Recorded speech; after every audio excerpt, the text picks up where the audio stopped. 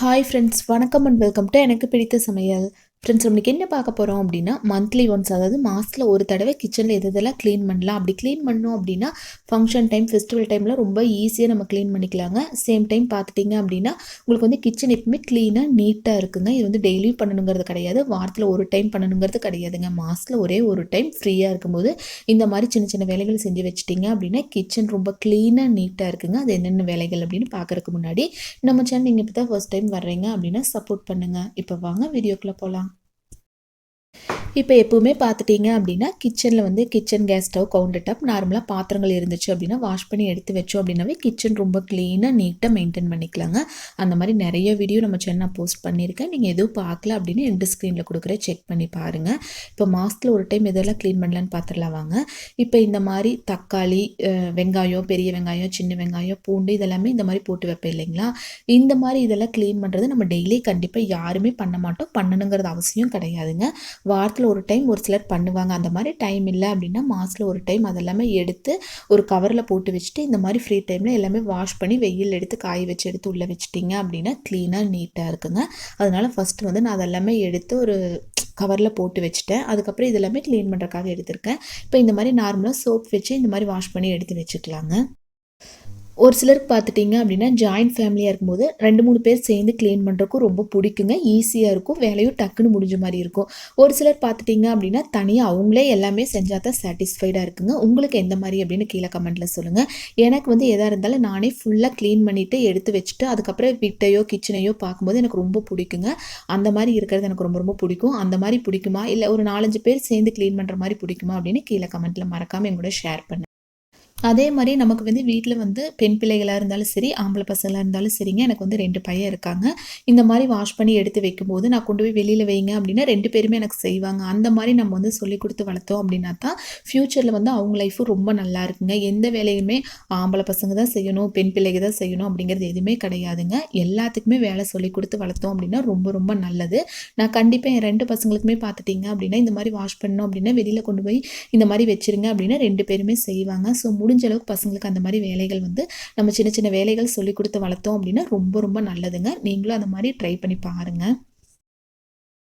இப்போ அந்த மாதிரி அதெல்லாமே க்ளீன் பண்ணிட்டு இல்லைங்களா, நெக்ஸ்ட் எதை க்ளீன் பண்ண போகிறோம் அப்படின்னா இந்த மாதிரி தோசைக்கல் இருக்குது இல்லைங்களா. தோசைக்கல் வந்து டெய்லியுமே யாருமே க்ளீன் பண்ண மாட்டோம், க்ளீன் பண்ணவும் கூடாதுங்க.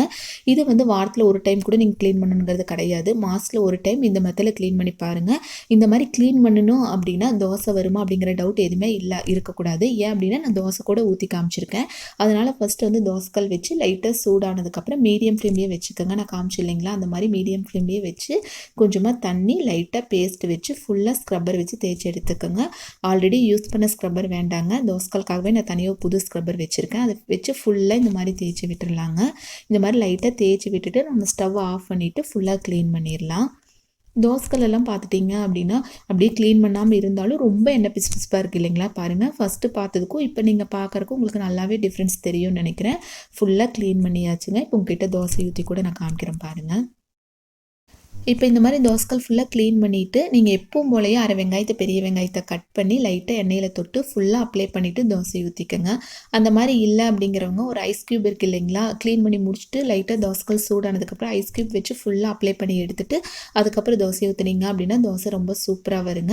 அந்த வீடியோ கூட ஆல்ரெடி நம்ம சேனல் டீட்டெயிலில் நான் போஸ்ட் பண்ணியிருக்கேன். நீங்கள் பார்க்கல அப்படின்னா எண்டு ஸ்க்ரீனில் கொடுக்குறேன், அதை கூட நீங்கள் செக் பண்ணி பாருங்கள். இப்போ பாருங்கள், க்ளீன் பண்ணி முடிச்சுட்டு உங்களுக்கு டவுட் எதுவும் வரக்கூடாது அப்படிங்கிறக்காக தான் தோசை ஊற்றி கூட காமிக்கிறேன். மந்த்லி ஒன்ஸ் இந்த மாதிரி க்ளீன் பண்ணிவிட்டு நீங்களும் ட்ரை பண்ணுங்கள். 3ஆவதாக செய்ய போகிற வேலை எனக்கு மந்த்லி ஒன்ஸ் செய்கிறதுனா கூட கொஞ்சம் கடுப்பாக இருக்குங்க. என்ன அப்படின்னா இந்த மாதிரி ஜன்னலில் இருக்கிற கம்பிகளில் க்ளீன் பண்ணுறதுக்கு எனக்கு அவ்வளோவா பிடிக்காதுங்க. அது கை வலிக்குதா என்னன்னே எனக்கு சொல்ல தெரில.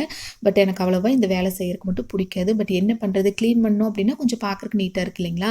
கேஸ் ஸ்டவ்க்கு நேர் ஆப்போசிட்டில் இருக்கிறதுனால ரொம்ப எண்ணெய் பிசு பிசுப்பாக இருக்குங்க. அதுக்காக என்ன பண்ணுறேன் அப்படின்னா சின்னதாக ஒரு பவுலில் தண்ணி, லைட்டாக லெமன் ஜூஸ், அதுக்கப்புறம் வந்து ஷாம்பு, பேக்கிங் சோடா இது வேணாலும் சேர்த்துக்குங்க. சேர்த்து நல்லா மிக்ஸ் பண்ணிவிட்டு ஒரு டவல் வச்சு தொடச்சி எடுத்துட்டிங்க அப்படின்னா கொஞ்சம் க்ளீனாக நீட்டாக இருக்குங்க. பிடிக்காட்டி கூட இந்த மாதிரி வேலைகள் நம்ம செஞ்சு தான் ஆகணும் இல்லைங்களா. அப்போ கிச்சன்லேயும் பார்க்குறக்கும் நல்லாயிருக்கும். நம்ம ஏதாச்சும் வேலை செய்யும்போது அந்த மாதிரி அழுக்காக இருந்துச்சு அப்படின்னா அவ்வளோவா நல்லா இருக்காது இல்லைங்களா. இப்போ பாருங்கள், சூப்பராக க்ளீன் பண்ணிட்டோம். இது உங்களுக்கு பிடிக்குமா அப்படிங்கிறத கீழே கமெண்ட்டில் மறக்காமல் சொல்லுங்கள். பட் எனக்கு சுத்தமாக பிடிக்காது. நெக்ஸ்ட்டு வந்து க்ளீன் பண்ண போகிறது வந்து இந்த மாதிரி வால் டைல்ஸுங்க. இது எல்லாருமே கண்டிப்பாக டெய்லி யாருமே க்ளீன் பண்ண மாட்டோம். மந்த்லி ஒன்ஸ் க்ளீன் பண்ணும்போது ஒரு சின்ன பாத்திரத்தில் கொஞ்சமாக தண்ணி, லைட்டாக ஷாம்பு, பேக்கிங் சோடா 3யும் நல்லா மிக்ஸ் பண்ணிவிட்டு ஒரு டவல் வச்சு தொடச்சி எடுத்துட்டிங்க அப்படின்னா நல்லா பளபளன்னு இருக்குங்க. இந்த மாதிரி க்ளீன் பண்ணும்போது நமக்கு எறும்பு தொல்லை, ஈ தொல்லை எந்த ப்ராப்ளமும் இல்லாமல் இருக்கும். இது பார்த்துட்டிங்க அப்படின்னா உங்களுக்கு கொஞ்சம் காமெடியாக தாங்க இருக்கும். எல்லாருமே ஃப்ரிட்ஜில் பார்த்துட்டிங்க அப்படின்னா மாவு, தக்காளி, காய்கறிகள் இந்த மாதிரி வச்சுருப்பீங்க இல்லைங்களா? நான் காய்கறிகள் அவ்வளோவா ஸ்டோர் பண்ண மாட்டேங்க. டெய்லி வாங்கிக்குவேன். இந்த மாதிரி வந்து இப்போ ரவையெல்லாம் மீதமாயிடுச்சு, கோதுமை மாவு இது எல்லாமே நான் அதில் வச்சுருக்கேன் பாருங்கள். புதுசாக வாங்கினது ஒன்று, யூஸ் பண்ணது ஒரு சைடு அந்த மாதிரி ஸ்டோர் பண்ணி வச்சுருக்கேன். நீங்களும் ட்ரை பண்ணி பாருங்கள். அதாவது வந்து அதிகமாக இருந்துச்சு அப்படின்னா இந்த மாதிரி ஃப்ரிட்ஜில் ஸ்டோர் பண்ணிக்கலாம். இப்போ நெக்ஸ்ட்டு வந்து இந்த மாதிரி ஆயில் பாட்டிலெல்லாம் க்ளீன் பண்ணிவிட்டு அதை அப்படியே வச்சோம் அப்படின்னா சேம் எல்லா இடத்துலையுமே எண்ணெய் பிசுபிசுப்பாக இருக்குங்க. அதுக்காக இந்த மாதிரி ஒரு டிஷ்யூ பேப்பரை வச்சு ரப்பர் பேண்ட் போட்டு எடுத்து வச்சிட்டிங்க அப்படின்னா கொஞ்சம் பார்க்குறக்கும் நீட்டாக இருக்கும். அவ்வளோவா எண்ணெய் பிசுபிசுப்பு இல்லாமல் இருக்குங்க.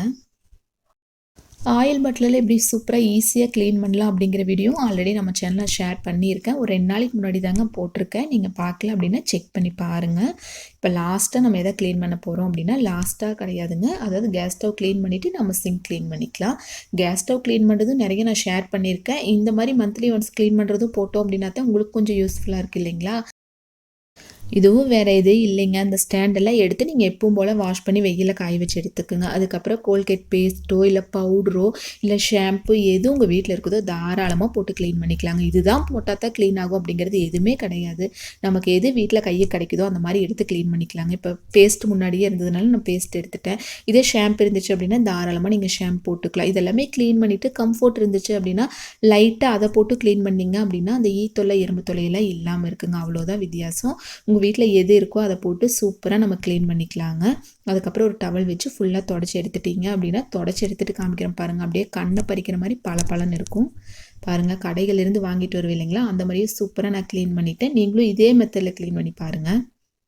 இப்போ கேஸ் ஸ்டவ் மேலே க்ளீன் பண்ணிவிட்டு இந்த மாதிரி க்ளீன் பண்ணாலும் அந்த குட்டி குட்டி பூச்சி எறும்பெல்லாம் வருதுன்னு நிறைய பேர் சொல்கிறீங்க. நம்ம என்ன சின்ன தப்பு பண்ணுறோம் அப்படின்னா கேஸ் ஸ்டவ் மேலே க்ளீன் பண்ணுறோங்க. இப்போ டீ சிந்துது இல்லை பருப்பெல்லாம் வேக வைக்கும்போது அந்த தண்ணியெல்லாம் சிந்துச்சு அப்படின்னா அதுக்கு கூட அந்த ஈ தொல்லை, எறும்பு தொல்லை இந்த மாதிரி ப்ராப்ளம் இருக்குங்க. நம்ம கேஸ் ஸ்டவ் க்ளீன் பண்ணும்போதே அது கீழேயும் இந்த மாதிரி கையோட க்ளீன் பண்ணிட்டீங்க அப்படின்னா ஒரு 5 நிமிஷம் எக்ஸ்ட்ராவாக ஆக போகுது, அவ்வளோதாங்க. கீழேயும் இந்த மாதிரி ஃபுல்லாக அந்த பேஸ்ட்டை வச்சே க்ளீன் பண்ணிட்டீங்க அப்படின்னா சூப்பராக இருக்குங்க. அவ்வளோதான், ஒரு 2 செகண்ட் கூட இல்லை, சூப்பராக நம்ம க்ளீன் பண்ணிக்கலாம். இந்த மாதிரி டெய்லி க்ளீன் பண்ண டைம் இல்லை அப்படின்னா 2 நாளைக்கு ஒரு டைம் கூட இதெல்லாமே நீங்கள் க்ளீன் பண்ணிடுங்க. இது மாத கணக்கில் போட்டு வச்சிட்டிங்க அப்படின்னா ரொம்ப எண்ணெய் பிசுபிசுப்பாக இருக்கிறது மட்டும் இல்லாமல் ஈ தொல்லை, எறும்பு தொல்லை அதிகமாக இருக்குங்க. ஸோ இதையும் கையோட க்ளீன் பண்ணிக்கலாம். இப்போ லாஸ்ட்டாக எதை க்ளீன் பண்ண போகிறோம் அப்படின்னா சிங்க் தாங்க. சிங்க் நிறைய வீடியோ நான் ஷேர் பண்ணியிருக்கேன். இருந்தாலும் நீங்கள் இதுவும் மாதத்தில் ஒரு டைம் மட்டும் நீங்கள் கண்டிப்பாக க்ளீன் பண்ணாதீங்க. ஒரு 2-3 நாளைக்கு ஒரு டைம் கூட உப்பு தண்ணியாக இருக்கிற வீட்டில் டெய்லி கூட நீங்கள் ட்ரை பண்ணுங்கள். ரொம்ப க்ளீனாக நீட்டாக இருக்குங்க.